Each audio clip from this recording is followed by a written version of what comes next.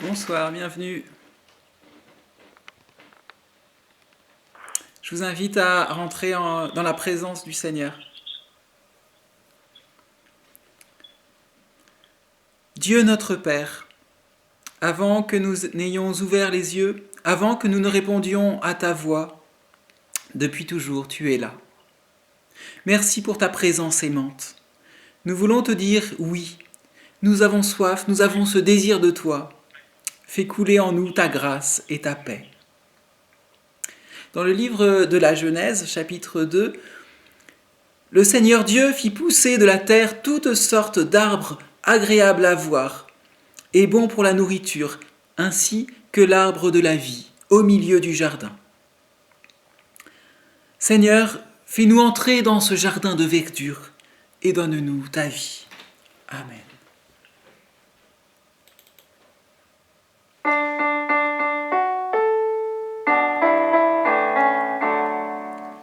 Avec des cris de joie, je chanterai pour toi, j'élèverai mes mains et te célébrerai.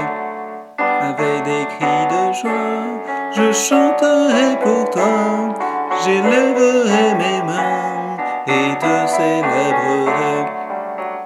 Ô Dieu, tu es mon Dieu, mon l'aube je te cherche. Mon âme a soif de toi, terre aride et desséchée. Avec des cris de joie, je chanterai pour toi, j'élèverai mes mains et te célébrerai. Dans ta maison j'ai vu ta gloire et ta puissance. Je dirai ta bonté, bien meilleure que la vie. Avec des cris de joie, je chanterai pour toi, j'élèverai mes mains et te célébrerai. La nuit je pense à toi, la nuit je pense à toi. Des heures je médite, des heures je médite. Tu viens à mon secours, ta main droite me soutient. Avec des cris de joie, je chanterai pour toi, j'élèverai mes mains et te célébrerai.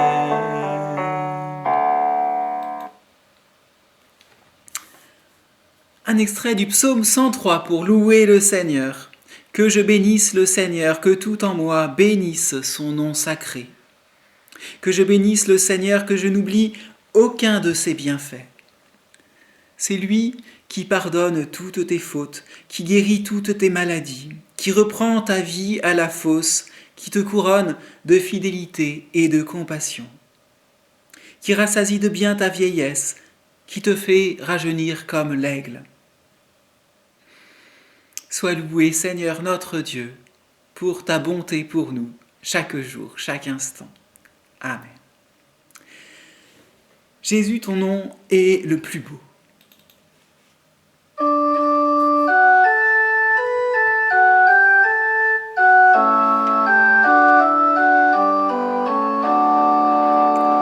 Jésus, ton nom est le plus beau, car il contient l'immense amour, l'amour de Dieu. Alléluia. Seigneur, pardonne-nous nos oublis, nos abandons, nos lâchetés, nos égoïsmes, nos pensées envieuses et nos paroles noires, notre agressivité, nos violences, et toute notre distance avec toi. Pardonne-nous, Seigneur. Dieu nous a pardonnés. Je vous donnerai un cœur nouveau et je mettrai en vous un souffle nouveau. J'ôterai de votre chair le cœur de pierre et je vous donnerai un cœur de chair. Et donne-nous maintenant, Seigneur, un cœur qui sache écouter ta parole vraiment.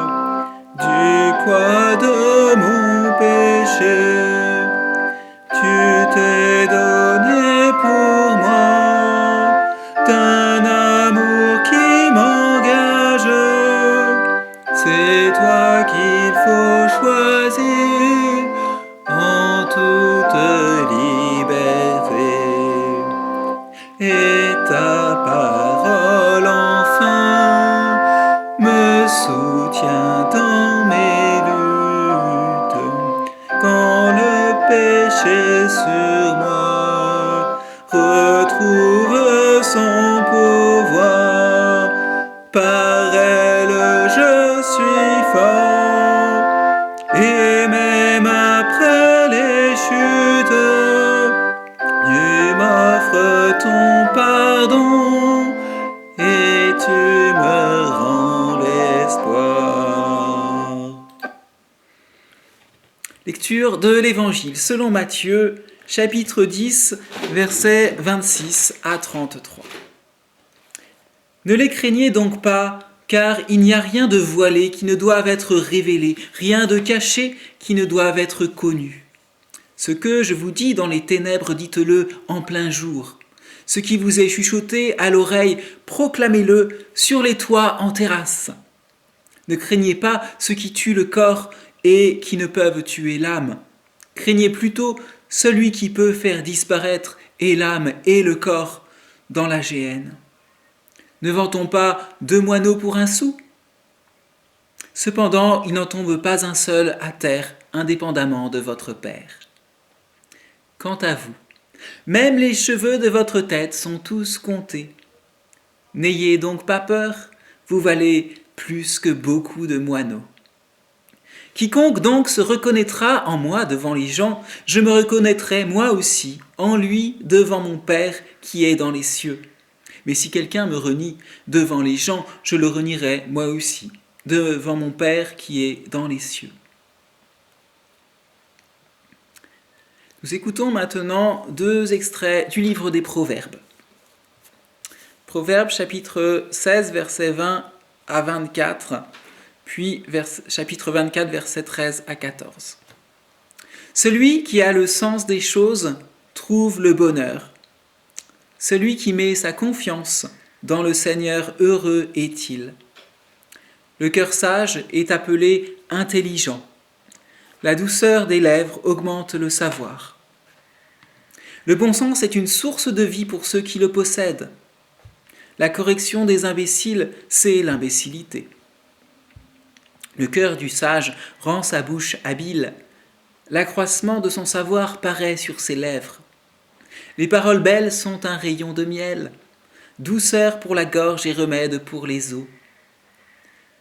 Mon fils, mange du miel, c'est bon. Le rayon de miel est doux à ton palais. De même, connais la sagesse pour toi-même. Si tu la trouves, il y a un avenir et ton espoir ne sera pas retranché. Juste un mot d'abord sur ce texte de l'Évangile de Matthieu. Je trouve que c'est très beau, ce Dieu qui prend soin des tout petits détails, qui prend soin de chaque cheveu, aussi fin soit-il, et qui prend soin des moineaux, de sa création. Et de même, il prend soin de nous. Ensuite, sur le livre des Proverbes, en fait, j'ai pris l'idée de cette prédication et certains éléments de Michael Edwards de l'Académie française, qui a écrit et publié récemment de la perpétuelle étrangeté de la Bible. Et son chapitre 1 s'intitule « Manger du miel ». Et j'ai trouvé que c'était très positif et je voulais partager ça avec vous. Nous pouvons nous régaler des délices du Seigneur. Alors oui, nous savons que suivre Dieu n'est pas toujours facile, que les chrétiens souffrent, que ce n'est pas un opium qui nous permettrait de nous évader dans un rêve tout rose hors de la réalité. Les questions de Job et le martyre de Jésus nous le rappellent et nous parlent quand nous nous sentons découragés. Pourtant, cette lucidité ne doit pas nous faire oublier la joie, le goût de la parole de Dieu, la saveur de la vie avec lui. D'après les Proverbes, donc, « Mon fils, mange du miel, car il est bon. » Écoutons d'abord le sens premier. C'est un commandement à déguster le cadeau sucré des abeilles. Manger est un besoin vital et aussi un plaisir. Dieu, non seulement, nous autorise à savourer ses dons, Non seulement il nous y invite, mais il nous le demande. Voici sans doute un commandement agréable et facile à exécuter. Mange du miel. Et si les autres commandements de Dieu aussi étaient ainsi? S'ils étaient bons, non seulement moralement, mais aussi au goût. Si l'action juste n'était pas toujours pénible et pesante. Jésus dit « Car mon joug est heureux et ma charge légère ». Alors nous nous souvenons sans doute d'une histoire où Ève et Adam ont mangé un fruit délicieux avec des suites moins gaies. La femme vit que l'arbre était bon pour la nourriture et plaisant pour la vue, mais qu'il était cet arbre désirable pour le discernement. Elle prit de son fruit et en mangea. Elle en donna aussi à son mari qui était avec elle et il en mangea.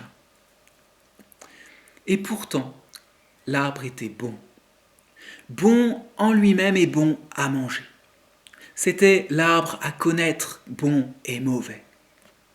En hébreu, c'est le même mot « tov » qui signifie beau et bon et bien. Alors comment ça se fait que ce qui était bon à l'origine puisse devenir mauvais, être mauvais dans certaines circonstances? Est-ce qu'il faut manger ou ne pas manger? Un autre passage des Proverbes nous dit « Il n'est pas bon de manger beaucoup de miel ». Et donc les limites sont bonnes aussi, pour éviter toute indigestion. Tu as trouvé du miel, mange-en ce qui te suffit. Autrement, gavé, tu le vomirais. Soyons gourmets et gourmands, mais pas gloutons. Ce n'est pas une question morale, mais un conseil de santé, pour ne pas être écœuré des bonnes choses, dévorées au mauvais moment. Ce conseil est bon. Il ne s'oppose pas à la vie, mais au contraire, il éduque à la gastronomie au lieu de la malbouffe. Que nos relations aussi ne soient ni famine, ni orgie, mais précieuses et soignées. L'autre n'est pas pour nous un objet à manger, à dévorer, à consommer, à détruire par l'usage. Les contrefaçons de l'amour laissent un goût amer et parfois nous empoisonnent. Pourtant, l'amour crée. L'amour créé, donné par Dieu, est bon comme le miel. Bon comme le miel. Les conseils de Dieu visent à nous apprendre à aimer pour mieux vivre, pour savourer ces bonnes choses qu'il a prévues pour nous. Vraiment, le miel est bon comme est belle toute la création désirée par Dieu, à son image et dans son regard. Dieu vit alors tout ce qu'il avait fait. C'est très bon. Et donc, il demeure cette bonté originelle de la création de Dieu pour nous. De même, connaît la sagesse. Ainsi, la sagesse est comme le miel, savoureuse. Oui, c'est ça aussi le sens figuré de ce miel. Les paroles belles sont un rayon de miel, douceur pour la gorge et remède pour les os. Les psaumes le disent aussi. Les règles du Seigneur sont vérité, elles sont toutes justes. Elles sont plus précieuses que l'or, que beaucoup d'or fin plus douce que le miel qui coule des rayons. Que tes paroles sont douces à ma bouche, plus que le miel à mon palais. Alors écoutez, la parole de Dieu est une nourriture douce et plaisante. Vraiment, c'est ce qui est dit et on peut en faire l'expérience. Et la mettre en pratique participe à la même joie. Le bonheur d'agir a une belle œuvre, bonheur d'être acteur et actif. Tout cela est grâce de Dieu. Dans sa création, à laquelle il nous fait participer. Le prophète Ézéchiel met en scène cette parole qui entre en nous et s'assimile à notre être. Il me dit « Humain, nourris ton ventre et remplis tes entrailles de ce rouleau que je te donne. » Je le mangeai, et il fut dans ma bouche doux comme du miel. Alors, nourri des Écritures, il devient capable de porter la parole de Dieu en prophète. Il a mangé ce rouleau où étaient écrites toutes ces paroles de Dieu pour le peuple. Et ça avait bon goût. Jean le Baptiste vivait de très peu et il minimisait son empreinte carbone, mais il gardait l'essentiel. Il se nourrissait de criquets et de miel sauvage. Comme pour Ézéchiel, sa parole prophétique était nourrie de miel et de la solitude habitée du désert. Jésus, enfin, Jésus est le pain vivant descendu du ciel. Et il se donne à nous à manger. C'est ce qui est écrit en Jean chapitre 6. Il est comme la manne, la nourriture que Dieu avait donnée à son peuple dans le désert. Et il est indiqué dans le livre de l'Exode, elle était blanche et elle avait le goût d'un gâteau au miel.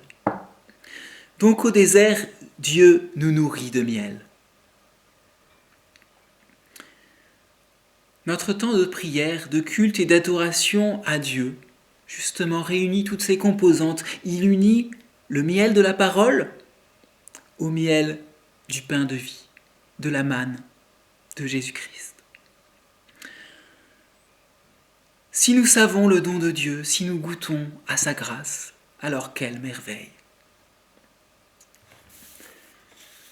Alors il y a un avenir et ton espérance ne sera pas retranchée.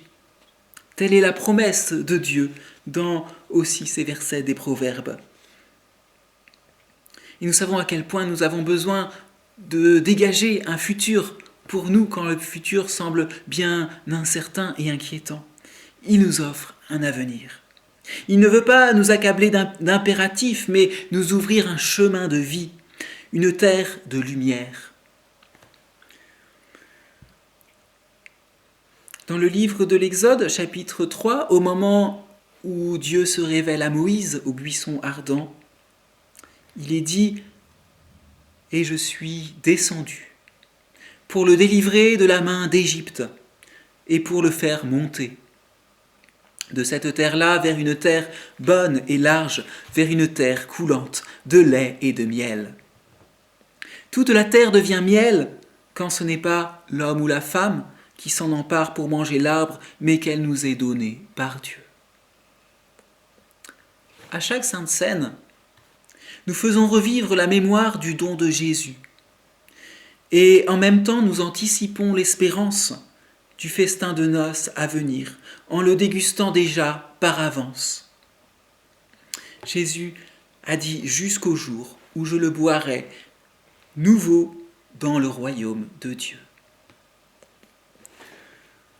C'est dire que toute notre espérance est tournée vers ce festin de noces, ce moment où nous mangerons en présence de Dieu.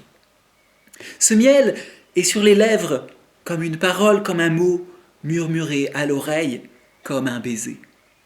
Tes lèvres distillent le miel, ô mariée. Il y a sous ta langue du miel et du lait. Cantique des cantiques. Alors, quand la vie est acide ou amère, pleine de vinaigre ou de fiel, nous pourrons revenir à la source, au jardin à Dieu. Je mange mon rayon avec mon miel, je bois mon vin avec mon lait. Mangez, amis, mangez. Goûtez et voyez combien le Seigneur est bon. Amen.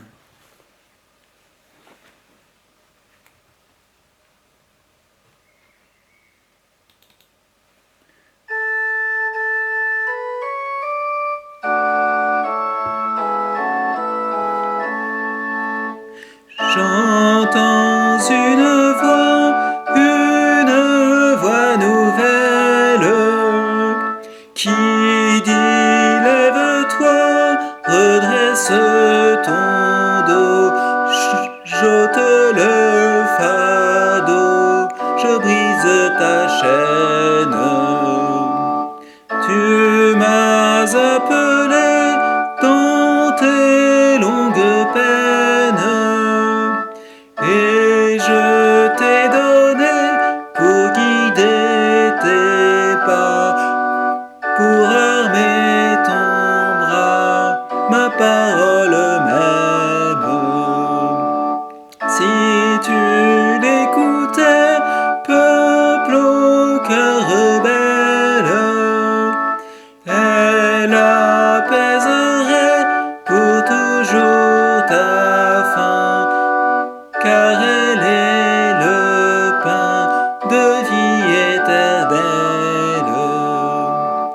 Pour toi j'ai gardé pour remplir ta bouche le miel du rocher, le meilleur froment.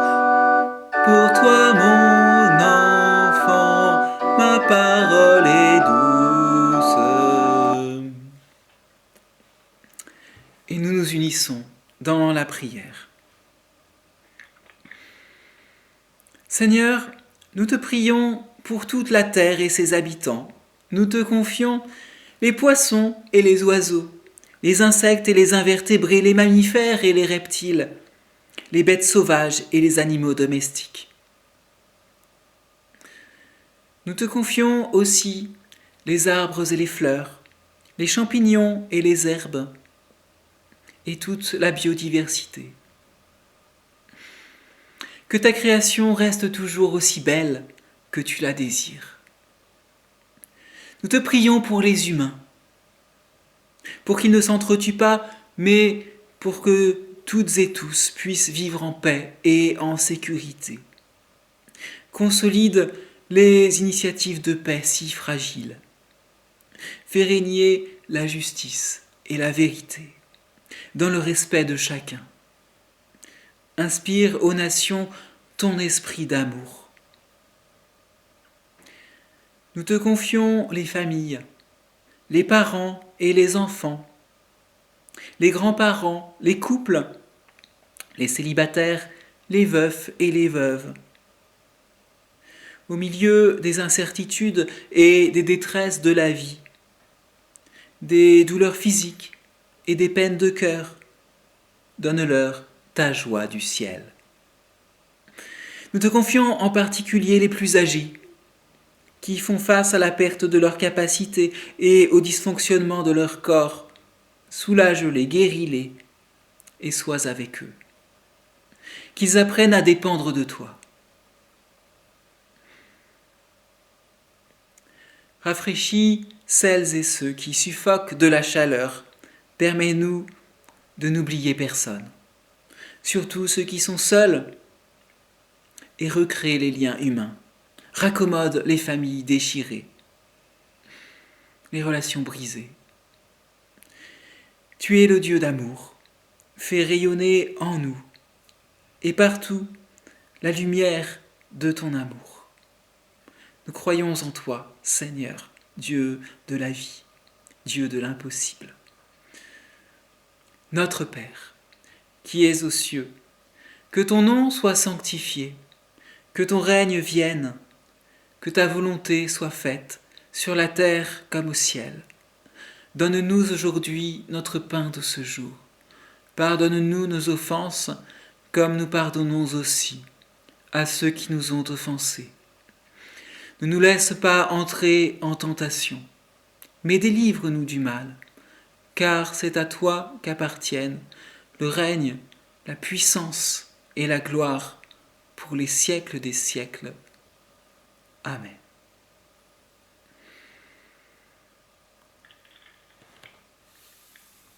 Je vous invite à rester dans cette présence de Dieu, dans son amour, à redécouvrir encore toute sa grâce, toute la beauté et la bonté de sa parole, à savourer ce miel. Que ce soit une force pour toute votre vie. Dieu nous envoie, il peut nous faire prophètes. Il prend soin de chacun, chacune d'entre nous, comme il prend soin des petits moineaux. Seigneur, tu nous as donné de croire en toi et d'avoir la vie en ton nom. Tu nous inspires et tu nous promets le souffle de ton Saint-Esprit. Il nous met en mouvement, il nous met en route. Il ranime nos forces. Et toi, Seigneur, tu nous bénis dans tout ton amour. Oui, soyons bénis au nom de Jésus-Christ. Dans la première lettre de Jean, il est écrit ce témoignage. C'est que Dieu nous a donné la vie éternelle, et cette vie est en son Fils. Celui qui a le Fils a la vie. Et nous connaissons que l'amour que Dieu a pour nous, et nous l'avons cru. Dieu est amour. Celui qui demeure dans l'amour demeure en Dieu et Dieu demeure en lui. Oui Seigneur, nous demeurons en ton amour par ta grâce. C'est toi qui nous as aimés le premier et nous te sommes reconnaissants pour toujours. Demeure avec nous, que nous puissions demeurer avec toi dans ta présence, toujours. Grand Dieu, nous te bénissons.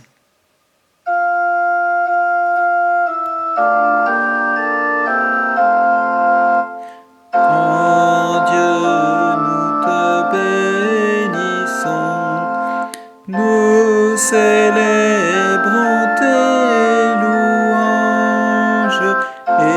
Éternel, nous t'exaltons. De concert avec les anges et prosternés devant toi, nous t'adorons, ô grand roi. Puisse ton règne de paix s'étendre sur tout le monde, dès maintenant à jamais, que sur la terre et sur l'onde, tous les peuples se saluent au nom du Seigneur Jésus.